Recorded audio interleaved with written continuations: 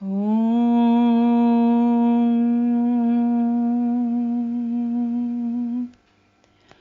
पूर्णमदः पूर्णमिदं पूर्णात् पूर्णमुदच्यते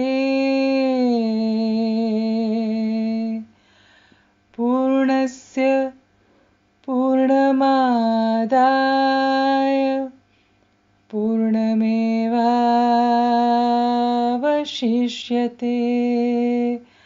हरिः ओम्. That which we call the outer world is perfect. This which we call the inner world is perfect. Each one filled with divine consciousness. Perfect comes from perfect. Take perfect from perfect. The remainder is perfect. Divine consciousness is non-dual. Anything that emerges from the divine consciousness is whole, is complete, is Purna. May peace and peace and peace be everywhere. Om Shanti, Shanti, Shanti.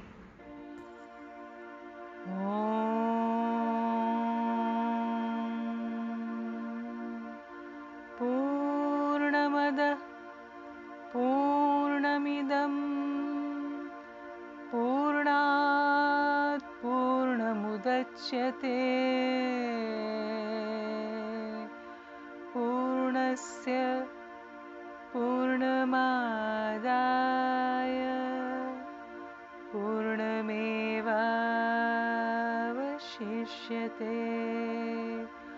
ॐ शान्तिः शान्तिः शान्तिः.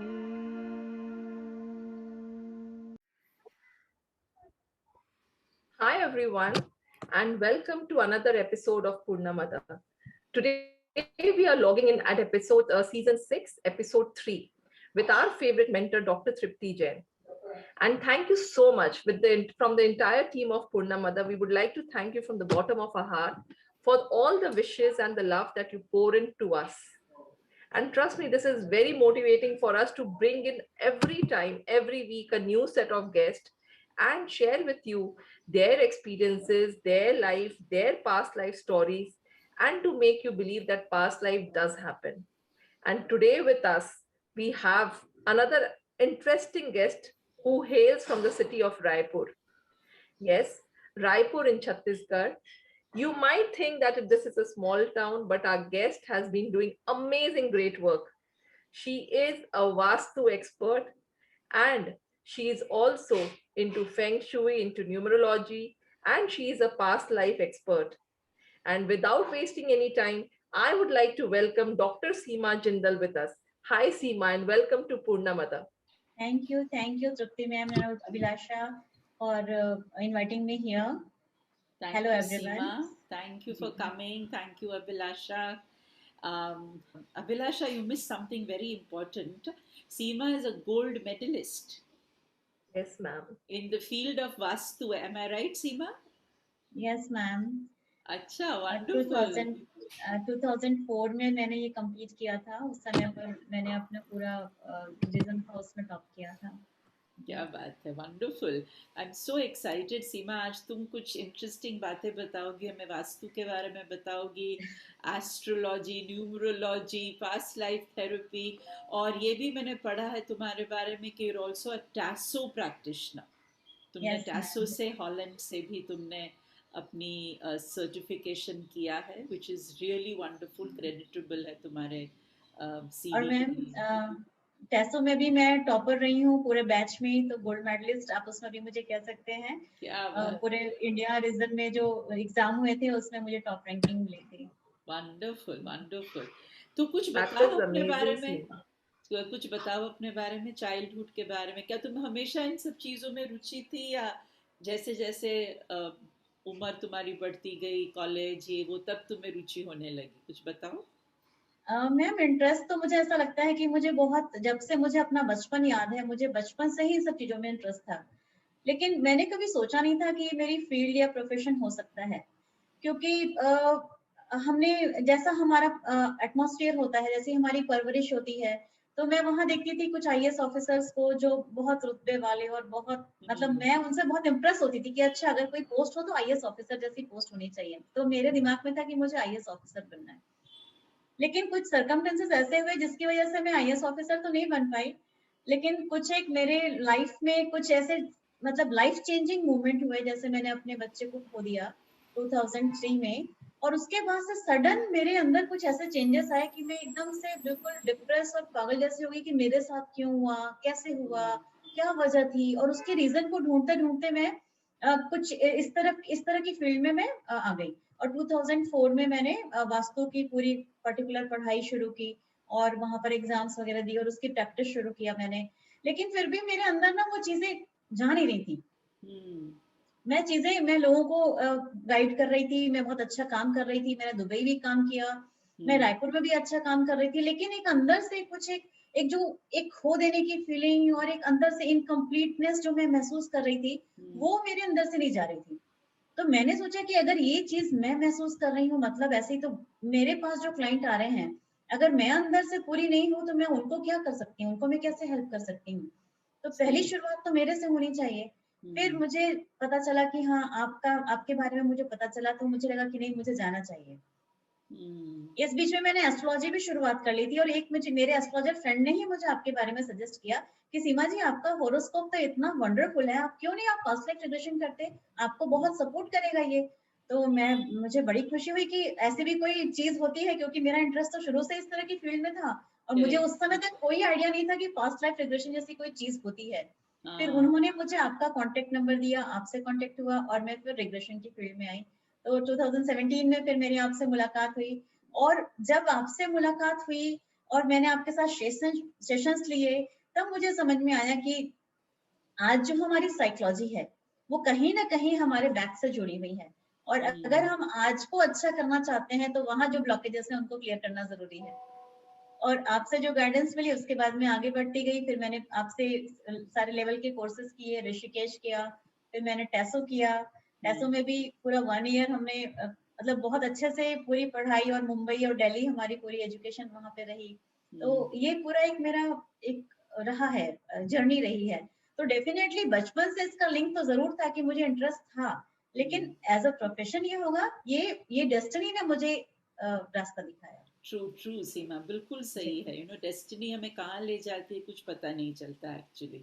पर तुम्हारे घर के लोग, what about your family members, वो लोग सपोर्टिव थे इन सब चीजों के लिए, या थोड़ा सा तुम्हें चैलेंजेस आए उसमें? ऐसा भी तो कई बार होता है, फैमिली मेंबर्स उतने सपोर्ट नहीं करते ये सब अल्टरनेट फीलिंग्स को। तो ऐसा कुछ चैलेंजेस तेरी लाइफ में? मैम देखिए, एक रेस्पेक्टफुल जॉब, जो एक मिडिल क्लास जो फैमिली होती है ना, उसके लिए रेस्पेक्टफुल जॉब क्या होती है कि आप टीचर हो सकते हो, आप आईएएस ऑफिसर हो सकते हो, आप डॉक्टर हो सकते हो। तो एक छोटे शहर से जो निकला वो बच्चा है, उसके लिए और उसके पेरेंट्स के लिए ये बहुत मुश्किल होता है एक्सेप्ट करना कि हमारी बेटी वास्तु कंसल्टेंट है, या ये रिग्रेशन थेरेपी क्या होता है, ये तुम क्या किन चक्करों में लग गई हो तुम। मतलब ऐसा होता है। करेक्ट करेक्ट, बिल्कुल। हाँ। मतलब उनको लगता है कि कोई पता नहीं, कोई साधु बाबा ओझा जैसा कुछ काम कर रहा। वो मतलब उनके लिए, उनकी तरफ से वो बिल्कुल सही है, उनकी तरफ से वो गलत नहीं है, क्योंकि उनका कंसर्न जायज है अपने बच्चे के लिए। लेकिन ये हम समझते हैं कि कितना साइकोलॉजिकली ये हमारे ऊपर इसका इफेक्ट पड़ता है, और हमें किस तरीके से हमारे ब्लॉकेजेस से क्लियर हो सकते हैं। तो मेरे फादर ने कभी मुझे रोका नहीं किसी भी काम के लिए, लेकिन एक अंदर से एक जो होता है ना, बेटा ये क्या कर रही हो, मतलब उन्होंने कभी मुझे ना नहीं कहा। वो हमेशा मेरी तरक्की को देखकर खुश होते हैं, हमेशा मैं कुछ नया करती हूँ। और आप यकीन करेंगे मैम, जब मैं पहली बार जब ऋषिकेश से यहाँ आई मैं, तो मेरे मदर फादर को मैंने यहाँ पे बुलाया हुआ था कि प्लीज मेरे बच्चे बहुत छोटे हैं, तो आप आके इनको संभालो, क्योंकि 7 दिन के लिए मुझे बाहर जाना था ऋषिकेश। तो जैसे ही मैं बस लैंड होके यहाँ पहुंची हूँ, मैंने अपने फादर से पूछा कि आपको पास्ट लाइफ देखनी है? तो उन्होंने कहा कि हाँ बिल्कुल। और आप यकीन करेंगे, मैं लैंड होके घर पहुंची हूँ और घर पहुंचते ही मैंने उनका सेशन शुरू कर दिया। तो मेरा जो फर्स्ट सेशन था वो मेरे फादर के ऊपर था। Wow, that deserves a big Wow. Clap Seema, really. और देखो पापा तुम्हारे तैयार भी हो गए, ऐसा भी उनको नहीं बिल्कुल। लगा कि ये पता नहीं क्या सीख के आई है, मुझे कुछ कर देगी, ऐसा कुछ जो भी फियर्स जैसे हमारे एक बुजुर्गों में काफी इंटरनल होते हैं। सपोर्ट, जी मैम, इंटरनल सपोर्ट हमेशा उनका रहा है। एक जरूर एक ऊपरी तौर पे एक फादर डरते हैं कि कहीं मेरे बच्चे कोई गलत लाइन में तो नहीं जा रहे हैं ना, तो एक Correct. उनका वो डर जायज है। और हाँ उन्होंने पहला मेरा टेस्ट लिया, मतलब ये एक तरीके से मेरे लिए टेस्ट ही था मेरे फादर के ऊपर में। हाँ बिल्कुल, क्योंकि तुम सीमा, वहां you गई know, थी ऋषिकेश, 7 दिन गई थी, क्या सीख के आई पता तो चले। हाँ सीमा चलो करो मेरे ऊपर, मैम, एक्सपेरिमेंट तो करो। सबसे अच्छी बात है कि सीमा देखिए, आफ्टर एक छोटे शहर से, लाइक सीमा सेड, हमारे यहाँ भी कई लोग हैं जो छोटे शहरों से होते हैं, जिनके यहाँ पे अभी तक ये चीज को लेके एक्सपोजर नहीं है, पास्ट लाइफ को लेके, they don't know about past life. And suddenly when you here somebody doing past life, तो उनको कहीं ना कहीं ये फियर आता है सीमा कि आप पता नहीं क्या कर रहे हो, आर यू डूइंग किसी तरह के तांत्रिक ओझा, उनको ये फील होती है। But I am sure Seema कि आपकी तरक्की देख के and the way you are doing wonderful work, अलग अलग स्पिरिचुअल साइंसेस को लेके, where you have amalgamated all in your work, I'm sure you're making your family so proud today. Yes yes, और एब्सोल्युटली। खास तौर पे मेरे फादर ना कभी भी मुझे अप्रिशिएट नहीं करते। उन्होंने आज तक अपने बच्चों को सामने ऐसे अप्रिशिएट नहीं किया। हाँ, वो दूसरों के सामने जरूर बताते होंगे कि हाँ हमारे बच्चे अच्छा कर रहे हैं। तो उनका अंदर से जो दूसरे जो लोग आते हैं वो बताते हैं कि अरे आपके फादर ने बताया था कि आप ये काम करते हो। तो मुझे बड़ी खुशी होती है कि अच्छा मेरे फादर मुझे एक्सेप्ट कर रहे हैं इस फील्ड में आगे बढ़ते हुए। और दूसरी सबसे बड़ी चीज कि मुझे कभी भी मतलब खुल के मेरे हस्बैंड ने भी अप्रिशिएट नहीं किया कि वो मुझे खुल के सामने से बोले कि हाँ तुमने ये काम अच्छा किया। लेकिन जब अब मैं ये काम बहुत अच्छे से कर रही हूँ और वो मुझे देख रहे हैं कि मैं किस लेवल पे मीटिंग्स करती हूँ, किस लेवल पे मेरा काम करती हूँ, और जब वो अप्रिशिएशन मैं उनके मुंह से सुनती हूँ, तो मुझे लगता है कि वाकई में मतलब ये मेरे लिए इससे बड़ा टेस्टिमोनियल कि मेरा हस्बैंड मुझे अप्रिशिएट कर रहा है कि हाँ तुम बहुत अच्छा काम कर रही हो, तो इससे अच्छा कुछ भी नहीं हो सकता। बिल्कुल बिल्कुल, मुझे लगता है हमारे घर के लोग जब हमें अप्रिशिएट करते हैं बहुत अच्छा लगता है। there's a kind of acceptance, कि घर में जिसके साथ आप रह रहे हैं वो हमें अप्रिशिएट करे, तो उससे बढ़िया कोई बात नहीं हो सकती सीमा। और फीमेल की लाइफ में खास तौर पे ना, जब उनके छोटे बच्चे हों, आपकी फैमिली हो और आपका बहुत नेम फेम, आपके पास मनी बहुत ज्यादा ना हो, तो एक ब्लॉकेज होता है फैमिली का कि नहीं आपको नहीं करना है।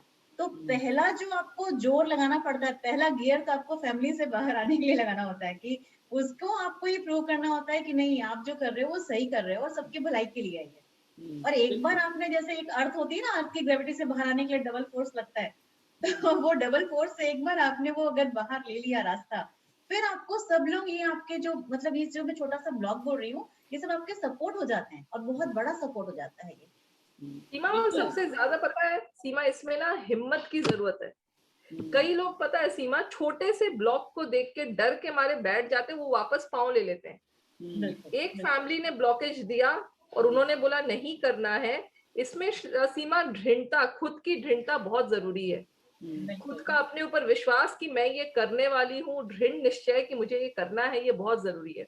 ब्लॉकेज हर तरफ में आएंगे, हर जगह से आएंगे, हर तरीके के आएंगे, बट जैसा आपने बोला कि एक वो स्टेप कि मुझे ये करना है, हो सकता है आज आपका डिसीजन लोगों को खराब लगे, बट यही लोग कल आपको देख के बहुत खुश होते हैं। बिल्कुल सही बात कह रहे हैं अभिलाषा जी, क्योंकि ये चीजें मेरे साथ हुई हैं। मेरे इन लॉज, मेरे हस्बैंड, सबने, मतलब मेरे हस्बैंड ने तो वास्तु वगैरह के लिए मुझे जरूर सपोर्ट किया था, लेकिन बच्चे छोटे हैं तो मुझे बाहर पढ़ने के लिए वो नहीं चाहते थे कि मैं जाऊं। लेकिन मेरी जिद थी तो उन्होंने मुझे कभी रोका भी नहीं, लेकिन उनकी इच्छा नहीं थी कि मैं जाऊं। तो ये चीजें मेरे फैमिली से, इन लॉज से मुझे बहुत सपोर्ट पहले नहीं मिला, लेकिन आज वो मेरे सबसे बड़े प्रशंसक बोलना चाहूंगी, मेरे सबसे बड़े प्रशंसक हैं वो। और मुझे इतना अप्रिशिएट करते हैं कि हमारी बहू है या हमारी, मतलब जितने फैमिली मेंबर्स हैं वो मुझे सब बहुत अप्रिशिएट करते हैं कि मैं बहुत अच्छा काम कर रही हूँ। और आप यकीन करेंगे कि कितने रिलेटिव्स जिनसे मैं आज तक ना मिली हूँ और ना मैंने बातचीत की है, ऐसे लोगों के फोन और मैसेज आते हैं कि हम आपके इस रिश्ते में ये लगते हैं और हमें आपकी हेल्प की जरूरत है। तो ये सबसे बड़ी खुशी की बात है। और एक बात जो आपने बोली ना कि एक हौसला और एक जिद चाहिए, तो मेरे फादर हमेशा मुझे कहते थे कि ये लड़की बहुत जिद्दी है। और मतलब और मैंने देखा कि मेरी जिद जो है ना वो कई बार गलत चीजों के लिए भी जिद हो जाती है। जैसे कि अगर मेरी बात पूरी नहीं हुई तो मैं बारिश में भीगते हुए स्कूल चली जाऊंगी कि नहीं मुझे जाना है मतलब जाना है। अगर वो मेरे फादर रोक भी रहे हैं कि आज बहुत बारिश है नहीं जाना, नहीं मुझे जाना है मतलब जाना है। अब मैं बीमार हूँ चाहे कैसे भी हूँ, तो मुझे कहते थे ये लड़की बहुत जिद्दी है। तो एक बार मैंने धोनी का कोटेशन पढ़ा कि आपको जीत के लिए जिद जरूरी है। तो मैंने उस दिन से ठाना कि अगर आप पॉजिटिव वे में अपनी जिद को लेते हैं तो वो सबके लिए फायदेमंद होती है। तो अपने बिल्कुल जिद को पॉजिटिव वे में आगे बढ़ाया जाए। बिल्कुल, जिद actually is will, you know, जी जी इंग्लिश में हम उसे विल कहेंगे, है ना। बिल्कुल बिल्कुल तो अगर मेरे अंदर एक निश्चय है, जिद को हम विल कह सकते हैं, निश्चय कह सकते हैं, दृढ़ता कह सकते हैं।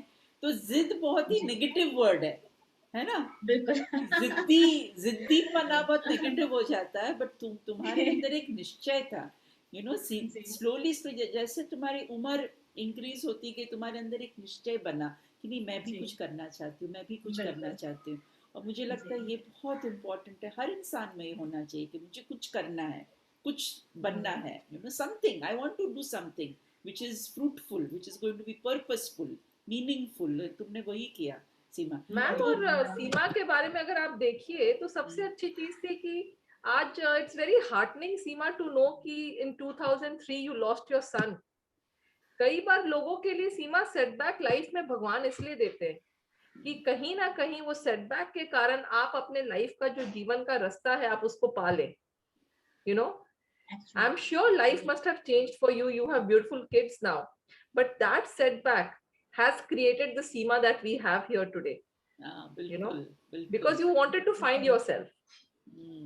ट्रू ट्रू क्योंकि मेरे अभिलाषा। लाइफ का ट्रैक, लाइफ का पाथ जो है उस इंसिडेंट के बाद में पूरी तरीके से बदल गया। तो करेक्ट। मैंने इस तरफ कभी सोचा ही नहीं था। एक्चुअली लाइफ पाथ तो यही था और इस तरफ मैंने कभी सोचा नहीं। तो एकदम से ड्रास्टिक चेंज जो हुआ, और मैं कई बार देखती हूँ कि मैं कई बार सोचती हूँ जब मेरा स्ट्रगलिंग पीरियड था उस समय की बात कर रही हूँ मैं, तो मुझे लगता था कि इतनी पढ़ाई कर रही हूँ, इतनी मेहनत कर रही हूँ, तुरंत रिजल्ट नहीं मिलता है, रिजल्ट आने में समय लगता है।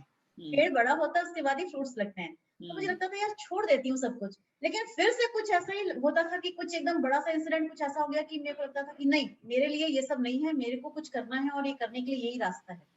और अभिलाषा मैंने ना पीएचडी की, मेरी पीएचडी थी, मैंने हिस्ट्री में पीएचडी किया। और मैंने जिनके ऊपर पीएचडी किया वो ट्राइबल एरिया की लेडी थी, राजमोहिनी देवी। उनको पद्मश्री अवार्ड और इंदिरा गांधी पुरस्कार भी मिला है एमपी से।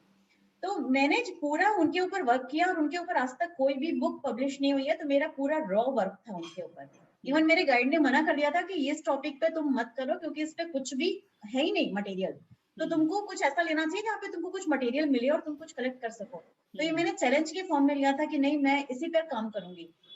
तो मैंने जब उनको पूरा अच्छे से स्टडी किया तो मैंने उनकी, जब मैं देख रही थी उनकी लाइफ को देख रही थी कि कितनी प्रॉब्लम वाली लाइफ थी, जो उनको खाने को भी नहीं था, पीने को भी नहीं था। तो उनकी एक बात मुझे आज तक याद है, पीएचडी किए हुए तो मुझे इतने साल हो गए, कि मेरा जन्म, एक जो लाइन है कि मेरा जन्म सिर्फ खाने पीने जैसी सिंपल चीजों के लिए नहीं हुआ है, मैं कुछ करने के लिए पैदा हुई हूँ। ये लाइन में हमेशा मुझे याद रहती है कि मैं कुछ, ये हर एक इंसान के लिए है, सिर्फ खाने पीने सोने के लिए हम नहीं हुए हैं, हम कुछ करने के लिए आए हैं। हमने मनुष्य जन्म लिया है तो शायद तो ऊपर वाले ने कुछ सोच के भेजा होगा हमें कुछ करने के लिए यहाँ पे। तो बस ये बिल्कुल। लाइन मुझे हमेशा उनकी याद रहती बट है। Can you tell us something more about her, क्योंकि आई डोंट थिंक व्यूअर्स कुछ जानते होंगे उनके बारे में। प्लीज कुछ बताओ। राजमोहिनी देवी के बारे में मैम वो एक ट्राइबल एरिया की लेडी थी और महात्मा गांधी और विनोबा भावे जी को फॉलो करती थी। और उनका जो आंदोलन था वो भूदान आंदोलन में विनोबा भावे जी के साथ में भी थी। और जो सरगुजा एरिया है, यूपी से लेके झारखंड से लेके छत्तीसगढ़ एमपी का पूरा एरिया, वो आदिवासी इलाका मैम। उस समय पर बहुत आदिवासी यहाँ पर बस्तियां होती थी। तो वो आदिवासियों में एक आदत थी कि वो उनके हर संस्कार, अगर वो जन्म भी हो रहा है तो भी उनके संस्कार में शराब होती थी, कोई मृत्यु भी हो रही है तो वो शराब चलती थी। तो उन्होंने देखा कि एक्चुअल में हमारा जो गरीबी है, हम जो इतने परेशान रहते हैं, हस्बैंड सपोर्ट नहीं करता है फैमिली को, बच्चों को खाने पीने को नहीं होता है, बारिशों में बच्चे भूखे मरते हैं, एकदम कुछ खाने को नहीं होता। उस समय पर इतनी सुविधाएं नहीं हुआ करती थी मैम की बारिशों में। और आदिवासियों को क्या होता है कि मैम वो लोग स्टोर करते हैं गर्मियों में महुआ बीन के। महुआ एक फ्रूट होता है जिसमें बहुत न्यूट्रिशन होता है, तो वो लोग ड्राई करके उसको हांडियों में, मटकों में भर के रखा करते थे। तो वो भी कितना कंज्यूम करेंगे, कई बार वो भी प्रॉपर नहीं हो पाता था, तो उनकी बरसातों में वो कई बार उनको भूखों रहना पड़ता था कई कई दिनों तक। तो वो जब देखते थे कि मेरे बच्चे कितने भूख प्यास से तड़प रहे हैं, और ये लोग क्या करते थे, महुआ की जो, जैसे कोई फंक्शन हुआ, वो महुआ जो इनके लिए भोजन का काम करता था, उसकी वो शराब बना लेते थे महुआ की, और शराब बना के वो महुआ खत्म। अगर बारिशों में ये महुआ रहेगा तो बच्चे खा सकते हैं, और शराब बना के खत्म कर दी तो बच्चों के लिए बचेगा नहीं। तो उन्होंने देखा कि हर एक घर में यही चीजें हैं कि वो महुआ की शराब बना के लोग पी लेते हैं, और वो तंबाकू करते हैं, और अपना जीवन बस ऐसे ही नशे में निकाल देते हैं। तो अचानक से एक बार उनकी लाइफ में जो चेंजेस आए, वो ध्यान में बैठी हुई थी, उनको चेंजेस आए कि मुझे सिर्फ अपने लिए नहीं, अपने पूरे समाज के लिए काम करना है। और वो जो उनके अंदर एक दिन लाइफ चेंज आया, उसके बाद से उन्होंने पूरे में प्रचार शुरू किया कि हम जितनी लेडीज है वो मिल के जितनी भी दारू भट्टियां हैं वो दारू भट्टी बंद करेंगी, और हमारे समाज से ये शराब जो है और तंबाकू जो भी नशा जो करते हैं वो सब हमें बंद करना है।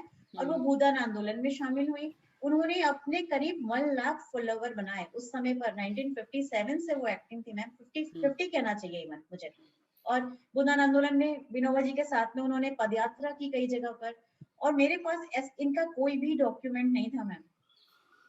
मैंने बहुत सारे सर्वे करके सारे डॉक्यूमेंट निकाले कि वो कहाँ कहाँ पर किस किस लेवल पर थी। तो उन्होंने 1 लाख फॉलोवर बनाए अपने, और वो इतने इतने फॉलोवर इतने स्ट्रिक्ट थे अपने नियम कायदों को लेके कि बहुत सारे नियम थे उनके, लेकिन सबसे बड़ा नियम ये था कि कोई भी ना सिगरेट पिएगा, ना तंबाकू करेगा, और ना ही शराब पिएगा। और ऐसे जनजाति समाज में जहाँ पे सुबह से लेके शाम और जीवन से लेके मृत्यु तक सिर्फ शराब चलती हो, ऐसे लोगों को चेंज करना एक बहुत बड़ा मूवमेंट था। बहुत और बहुत वो भी देखो, from a tribal area, from a small tribal area, उस स्त्री ने क्या अमेजिंग काम किया है। और ऐसे स्त्रियों के बारे में तो हमें सब जानना ही चाहिए, जहाँ पे लोग हिंदुस्तान एजुकेटेड में नहीं तो होना थे। ही चाहिए। हाँ बिल्कुल, एजुकेशन नहीं, कुछ नहीं, पर एक निश्चय, एक दृढ़ निश्चय, this is what I call will, है ना, एक विल उनके अंदर थी जो बाहर आई। पर तुमने उन्हीं को क्यों चुना सीमा? Seema, why you chose her for your PhD work? Ma'am ये भी मुझे ना चीजें आसानी से नहीं मिलती थी। मैंने जब पहली बार अपना रजिस्ट्रेशन कराया पीएचडी के लिए, तो मेरा टॉपिक इसलिए कैंसिल हो गया। एक बहुत बड़ा झटका था मेरे। मैं ब्रिलियंट रही हूँ, मतलब सॉरी, अपने आप को ब्रिलियंट कहना अच्छी बात नहीं, पर मैं अच्छा स्कोर करती थी, परसेंटेज अच्छे थे।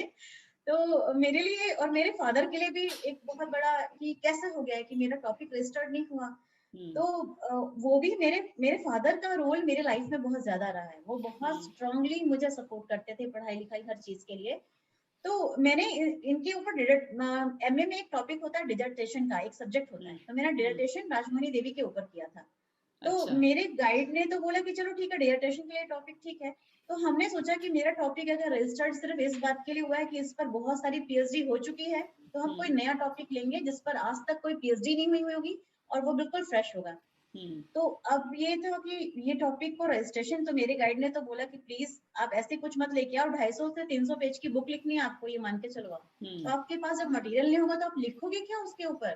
तो मेरे फादर ने बोला कि मटेरियल सब आ जाएगा, तुम शुरुआत करो। तो आप यकीन करेंगे कि एक एक गांव में हम जाते थे, तो वो मेरे साथ में जाते थे, मेरे फादर। इंटरव्यू लेना है, और उनकी डेथ 94 में हो गई थी राजमणि देवी की, और मेरी जो पीएचडी चल रही थी वो 2005 की बात कर रही हूँ मैं, 4-5 के आसपास की बात कर रही हूँ, 2004 की। तो उस समय तक उनका जो आंदोलन था वो पूरे, मतलब लोग उनको फॉलो करते थे और उनके जगह जगह पे जुलूस निकलते थे। तो जब भी उनकी कोई रैली होती थी, तो मैं जब तक वहां थी तो मैं उस रैली में शामिल होती थी, मेरे फादर मुझे लेके जाते थे रैली में। और एक बार हमने करीब 1000 पीपल का पूरा क्वेश्चनर बना के पूरा इंटरव्यू लिया था। तो वो पूरा इंटरव्यू की उनका डाटाबेस हमें पूरा वहां से मिला 1000 पीपल का, क्योंकि एक साथ पूरी गैदरिंग हो गई, तो जगह जगह से अलग अलग स्टेट्स और जगह जगह से लोग आए हुए थे वहां पर। तो हमें ये मौका मिला कि हम उनका इंटरव्यू ले सकें। और इसके लिए मैं पूरा यूपी से लेके एमपी, छत्तीसगढ़ में सब जगह गई। मुझे मेरे फैमिली मेंबर सबने सपोर्ट किया, मेरे हस्बैंड ने बहुत ज्यादा सपोर्ट किया। और मुझे वहां पर सर्व सेवा संघ राजघाट वाराणसी पे हम गए, और वहां पर मुझे बस किसी ने बोला कि वहां लाइब्रेरी में हो सकता है तुम्हें कुछ मिल जाए राजमणि देवी के ऊपर, क्योंकि वो भूदान यज्ञ में विनोबा भावे के साथ में थी। तो एक उस समय मोबाइल वगैरह भी इतना नहीं होता था, हम लैंडलाइन पे हमने बात की, तो वहाँ के जो थे जो हेड थे वहाँ के, उन्होंने बोला कि आप आ जाइए, देख लेते हैं क्या हो सकता है। तो मैं मेरे हस्बैंड के साथ में मैं वहाँ गई, और वहाँ पे उन्होंने बोला कि ये देखिए ये लाइब्रेरी है, और आप यकीन करेंगे मैम, एक बड़ा अपार्टमेंट जो होता है करीब वो उतनी बड़ी लाइब्रेरी थी। और उन्होंने बोला कि आप देख लो, देख आप निकाल लीजिए। लो आपको जो निकालना है। तो अब मुझे समुद्र में मोती ढूंढने जैसा काम था वो। तो करेक्ट। हमने हमने ईयर डिसाइड किया कि हम इस ईयर से इस ईयर के बीच में जाएंगे, और हमने फिर चीजें ढूंढनी शुरू की, भूदान यज्ञ पत्रिका, और ऊपर वाला मेरे साथ था, मेहरबान था। बिल्कुल हमने बिल्कुल। बहुत सारी चीजें, मेरे हस्बैंड और मैं लग गया बिल्कुल लेके करके पेज पलटने में कि कहीं कुछ मिल जाए हमें। और हमें कई सारी ऐसे डॉक्यूमेंट मिले मैम, मिले। जिनको हाँ, अगर मैं टच कर रही थी तो लग रहा था कि ये टूट जाएगा, फट जाएगा। वो पेपर्स थे सारे, वो मैगजीन्स करेक्ट थी, वो करेक्ट। 57 की मैगजीन, 56 की मैगजीन भूदान यज्ञ की। और वो हाँ। पलटने में भी हमें डर लग रहा था कि हम इसको कैसे वर्क करें इसके ऊपर। और वो मुझे बहुत उन्होंने सपोर्ट किया, वहाँ के जो लाइब्रेरी हेड थे, उन्होंने बोला कि आपको जो मटेरियल चाहिए, जैसा चाहिए आपको, हम सब तरीके से सपोर्ट करेंगे। और मैं वहां से वो मोती चुन चुन के लेकर आई, जो क्या मेरी बात पीएचडी है। में बहुत जिसका वजन हो गया जिसकी वजह से। तो वाह, That is so fantastic beautiful. Fantastic Beautiful. सीमा। और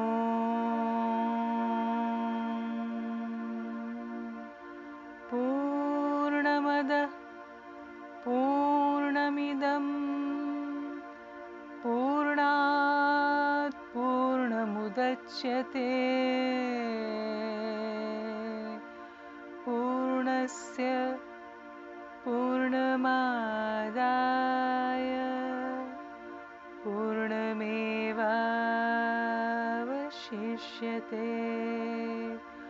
ॐ